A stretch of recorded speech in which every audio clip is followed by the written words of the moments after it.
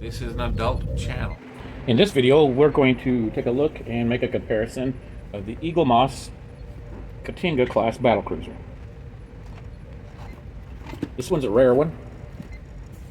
It's doubly rare for me because I want a 1000 scale Katinga. Oh wow. Oh wow. Look at that blue. Look at the blue. It's almost prismatic. Wow, that's sharp. She's heavy.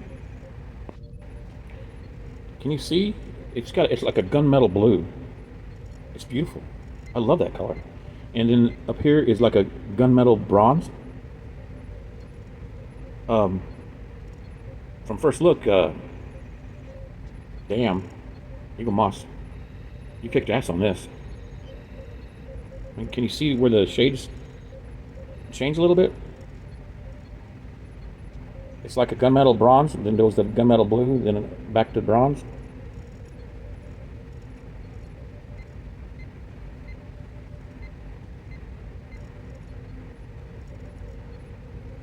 Now we got white paint to simulate windows. Now if you look real close, it looks like this bridge part is on there crooked, just slightly crooked. It needs to go on down that side over there. I'm not going to force it. You don't really notice it unless you're looking straight on. Got some red from the windows right there. That beautiful gunmetal. Different shades of gunmetal. Okay, so looking at the cobra head or snake head. Now, I can't see in there. You can barely see in there, and there's not much going on in there. There's just a little round spot that is red. It's a little tint of red. It's not translucent. It is not translucent.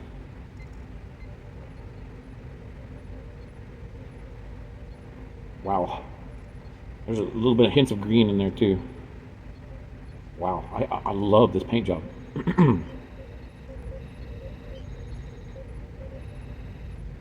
Of course, this part right here is heaviest. This is die cast. This is plastic. I can move it.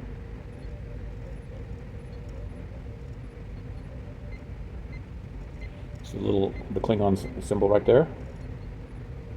These are translucent.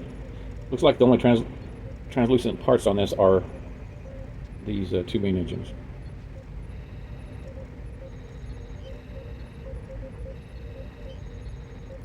I never really liked this design in general when I first started on Star Trek when I was a kid. But when I saw it in the motion picture, all these greeblies and this detail they added, I liked it. It's it's one of those funny things. Now I know this is lit up sometimes, isn't it? I'll look at the book here in a minute.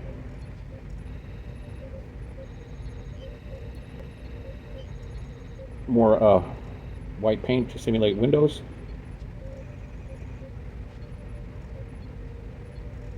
You can really see that gunmetal blue blending into the gunmetal bronze. You can really see it there too on that pylon.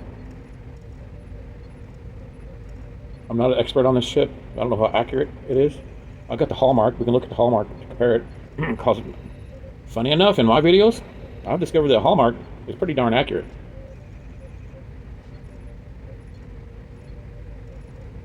Look at this side view. Look at that. The paint with the texture there. I mean, damn. I had no idea that this was going to be so good looking. Okay, let's get the stand.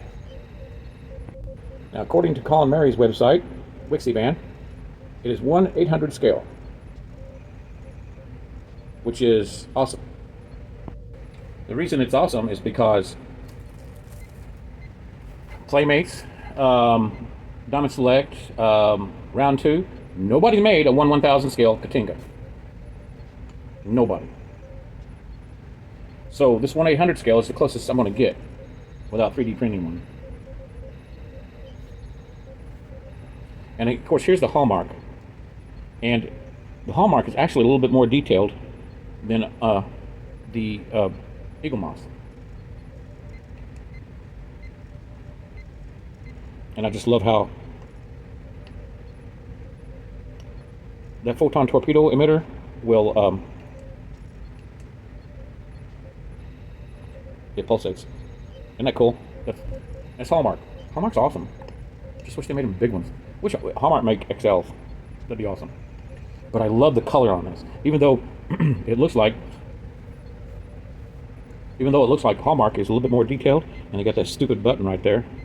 Put that button back here. This would have been a perfect place for them to put that stupid button. Right there is a perfect place for that button. There's a lot of differences between these two. I can see it right now. They got black inside here.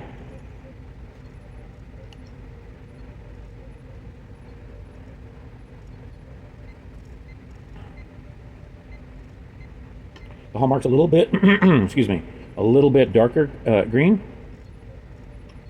It's got the decals match on both of them, or the paint apps, what do you want to call it?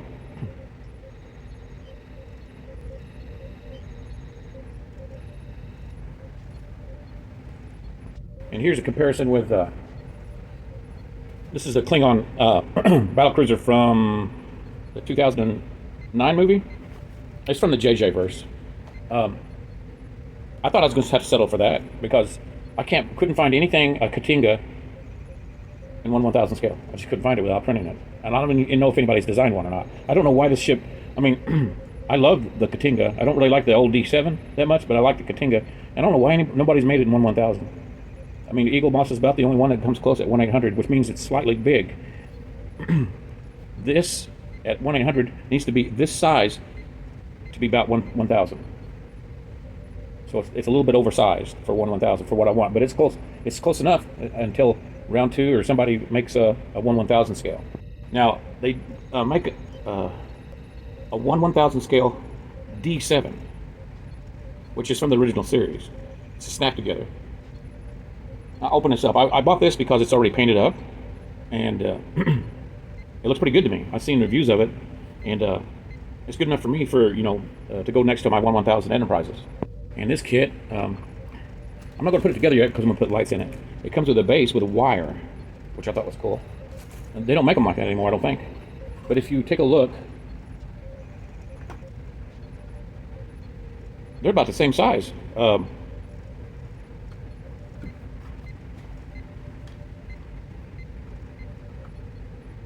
the hell? They're the same size, dudedads. What's going on here? Do I need to recalculate? I mean, Colin is almost always right on his scale. That's the same size. Let's get in the cell.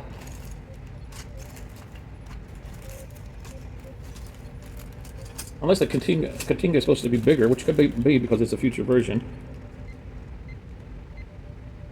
Now, the nacelle, there's a big difference. Yeah, there's a big difference. The nacelles are smaller on the model kit, which is right. Huh. And let's see. There's the bridge platform. They're the same size, with 2 different companies. So everything's the same size pretty well on the model kit as compared to, let's look at the bottom, as compared to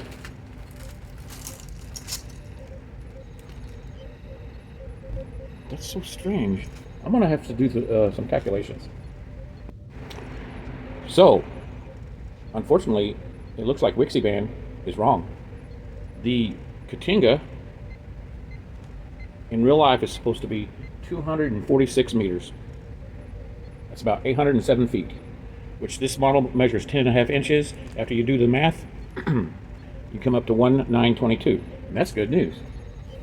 And just to check again, this is a saucer section from the 1/1000 refit. That looks about right. Yeah, because if it was 1/800 like Colin Mary's website says, that means it's the same scale as the Diamond Select refit. So this is the Diamond Select Enterprise A, and I do believe in the undiscovered country, the Katinga, the Kronos 1, faced off. And as you can see, the Diamond Select is way bigger. Its scale is 1/730. 1/730. It's way too big to face off this Katinga. So look, it doesn't have much detail on the side here. Maybe one of these days I'll review these.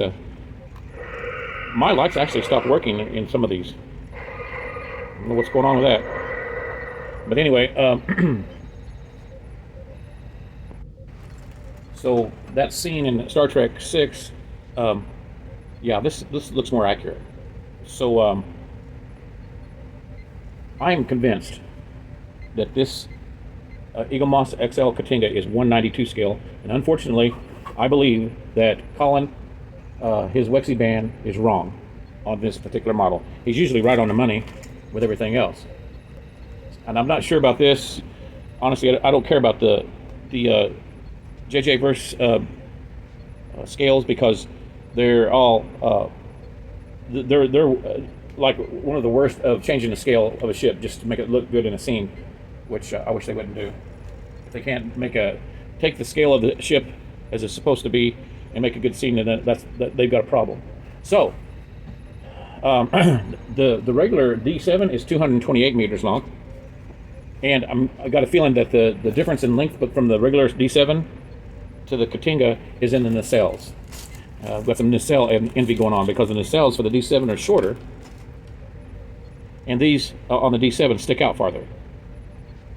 I'm pretty damn sure that's the difference in length is right here. This end module, the nacelles are different lengths, because the Katinga is an advancement of the D7.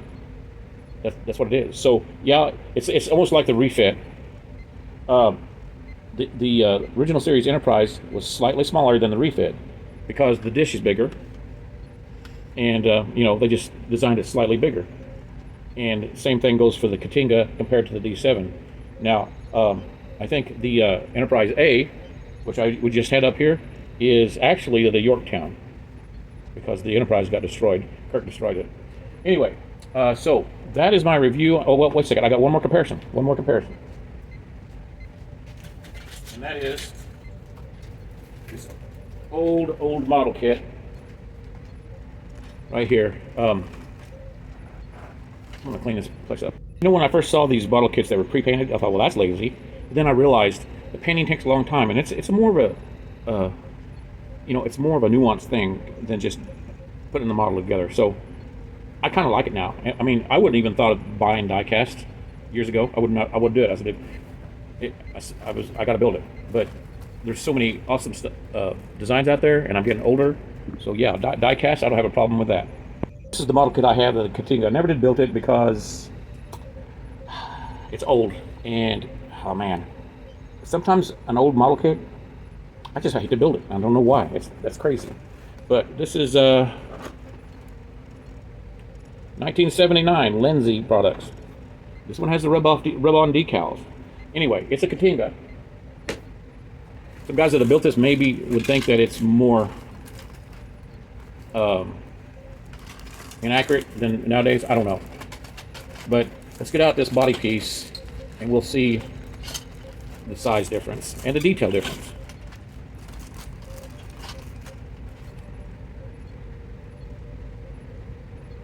Those raised panels. What's sweet about raised panels, a lot of people don't like them, but I like putting a black wash down inside the channels, and it gives it a sense of scale. And you can see the size difference. It's not astronomical. I'm not sure. I have to look up the scale of this model kit. I think it's probably 1/670 or something like that. Those weird scales that they had are 1/537. But if you look at the details at the little panels, they match. Check it out, they match.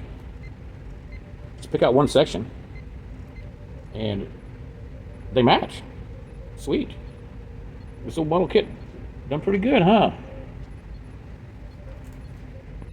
Okay, this is Starship Modeler. Their website. They have lots of good information on there. If you lose your instructions, they got instructions. They even have a few decals. Now, and it says the Klingon cruiser, the Katinga class right here. They say it was made by Ertl. But anyway, they say it's 1537, which matches all those old Enterprise kits, which I've got like 4 or 5 of them. So it's 1537, and the detail's pretty good on it. Yeah, if you want a 537 decals, I put them in a plastic bag so they don't get messed up. They're old. Old decals a lot of times won't work, but sometimes they do. Look at that prismatic. Were these the rub-on ones? Yeah, I think these were the rub-on ones. Pretty cool. Get down. Okay, guys, that's the my review and comparison of the 1922 XL Katinga by Eaglemoss. I love it, and it's until they make a model kit of the Katinga. I've asked Round 2 to do it, and I get silence. And I guess Diamond Select, are they out of business? I guess they are. I don't know. Until then, this is going to have to go in with my 1000 scale ships that I'm building. And I'm going to be building Enterprise D, 1000, a C, an E, and the Diamond Select are already 1000, so I'm not worried about that. So